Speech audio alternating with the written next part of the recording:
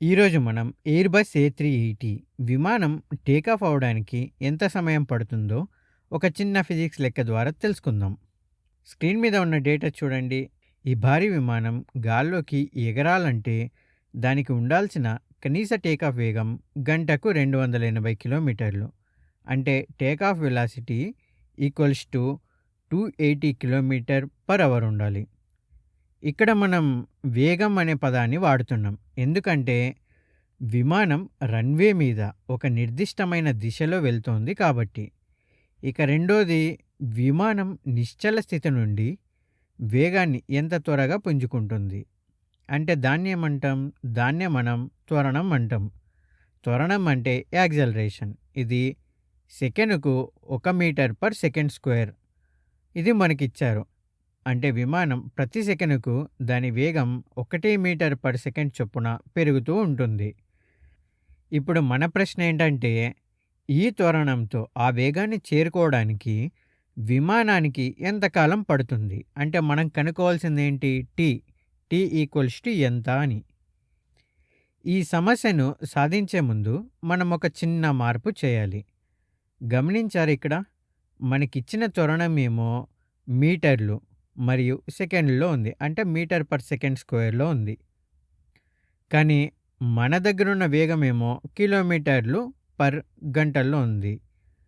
కానీ physics problems చేసేటప్పుడు units ఎప్పుడు కూడా ఒకే పద్ధతిలో ఉండాలి.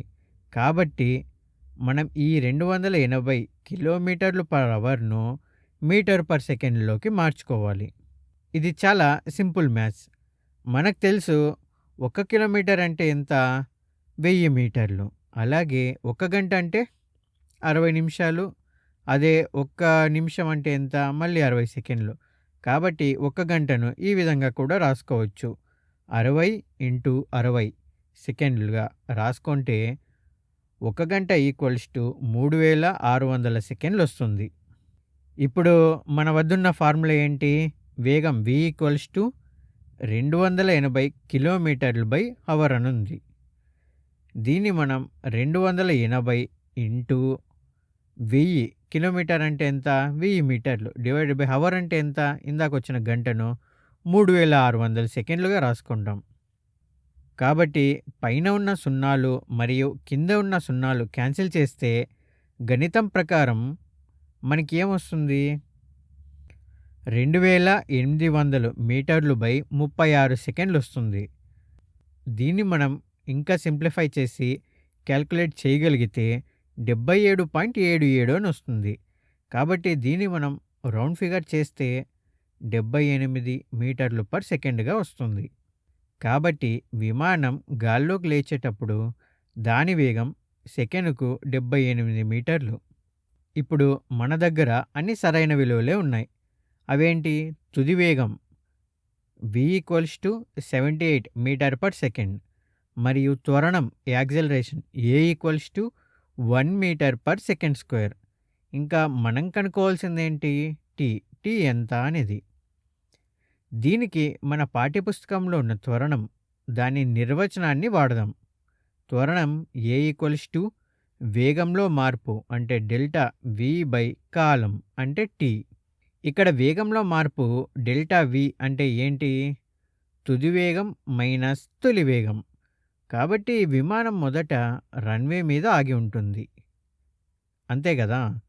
కాబట్టి తొలి వేగం ఏమవుతుంది? స్టార్ట్ అయినప్పుడు 0.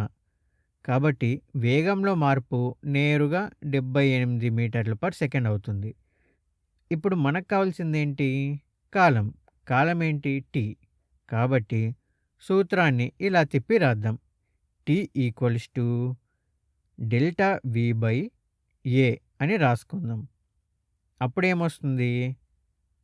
ఆ విలువల్ని ఇక్కడ ప్రతిక్షేపిస్తే T equals to 78 metre per second divided by 1 metre per second square అని వస్తుంది.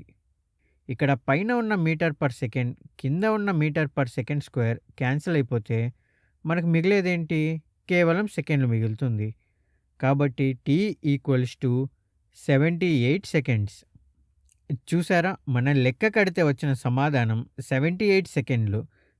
దీన్నే మనం నిమిషాల్లో చెప్పుకుంటే 60 సెకండ్లు 1 నిమిషం కాబట్టి ఇది 1 నిమిషం 18 సెకండ్లవుతుంది. అంటే పైలట్ ఇంజిన్‌లను స్టార్ట్ చేసి రన్‌వే మీద పరిగెత్తడం మొదలుపెట్టిన దగ్గర నుండి ఆ భారీ విమానం నేల నుండి గాల్లోకి ఎగరడానికి సుమారుగా 1 నిమిషం పావు సమయం పడుతుందన్నమాట. వచ్చే క్లాస్‌లో ఈ 78 సెకండ్లలో విమానం ఎంత దూరం ప్రయాణించిందో, అంటే రన్‌వే ఎంత పొడవుందో కనుక్కుందాం.